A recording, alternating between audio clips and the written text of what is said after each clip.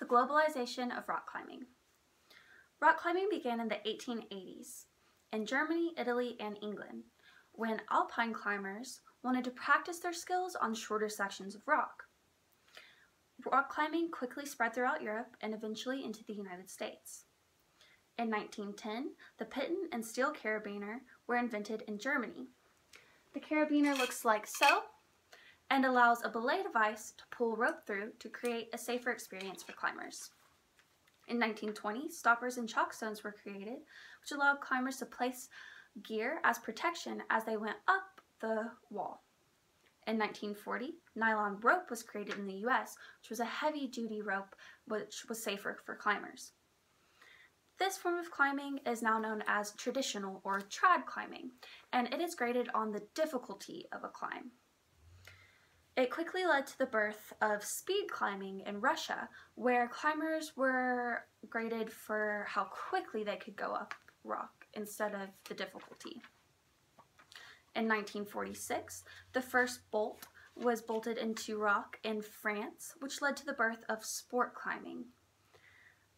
It quickly spread throughout Europe and into the US through cultural diffusion, which is the spreading of culture. This led to a culture clash, with trad climbers and sport climbers feuding over the purity of the sport. Trad climbers wanted to leave no trace behind and keep an emphasis on danger, whereas sport climbers wanted to advance the sport by making it safer and allowing people to try harder projects. This led to a lot of contention within the climbing community, and trad climbers were even taking down sport bolts behind sport climbers' backs.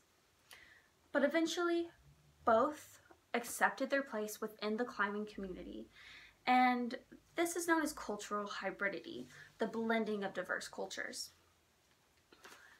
In 1950, bouldering grew in popularity.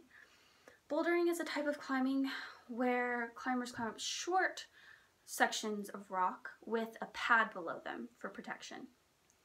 In 1980, free soloing became popular, which is where people climb up large sections of rock with no protection at all, meaning if they climb, they most likely die. In 1987, the first climbing gym in the US opens up. Climbing gyms are a good example of globalization, which is local and global aspects simultaneously influencing each other with respect to local personal agency. I think climbing gyms are a good example of this because climbing is traditionally an outdoor sport, and climbing gyms opened up in cities to allow people to train until they could go outside.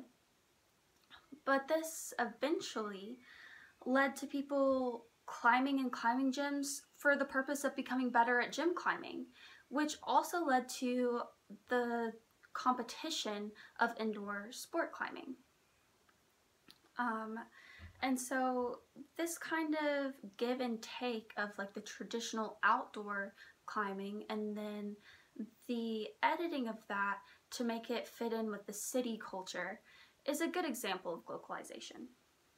In 1989, the first Climbing World Cup was held, where people from all over the world came together to compete, which led to a big sharing of climbing techniques and ideas and practices, which was very beneficial for the community.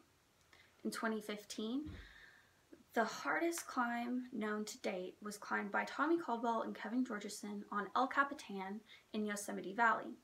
Many people from all over the world travel to the US to climb on El Capitan because of this rock.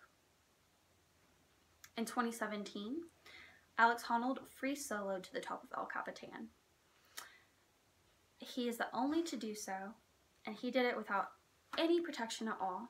There was a documentary made about it, which was very popular, won many awards, and he toured all over the world for this, which led to a very big increase in knowledge about rock climbing.